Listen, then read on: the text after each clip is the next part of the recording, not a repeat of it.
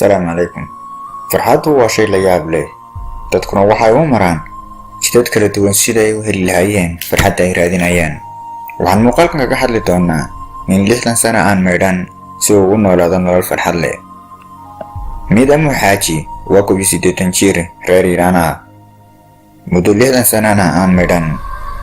Waxaa noloshiisa dhan ku qaatay waddanka Iiraan. Waxa uu aaminsan yahay in meedhashadu jirkiisa daciifinayso, dibna u geysanayso caafimaadkiisa. balse haddii una meedhan uu helayo caafimaad dheer.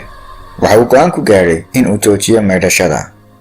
Arrintana waxa ay keentay inuu iskaga tago qoyskoodii iyo tuuladii uu kula noolaa si uu u sii wato nolosha bilaa qubayska ah ee uu ka helayo caafimaadka.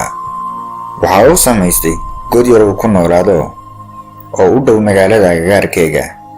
Markii dambena dadkii tuulada ayaa waxay u sameeyeen guri yar oo dhoobo uu ku noolaado. Arrinta kale la yaabka leh ee uu Amu ku nool yahay waxay tahay inuu cunto ahaan u isticmaalo ama uu quuto xoolaha dhintay.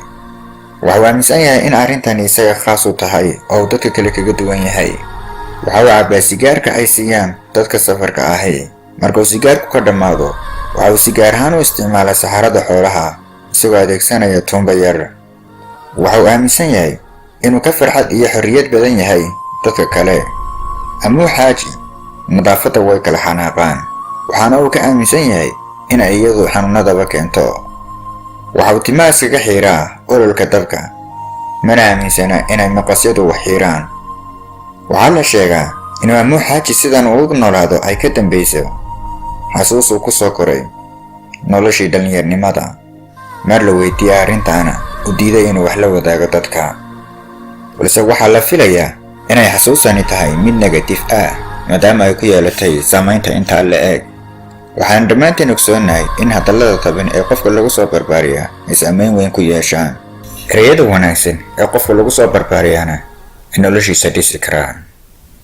Wassalaamu calaykum waraxmatullaahi wabarakaatu.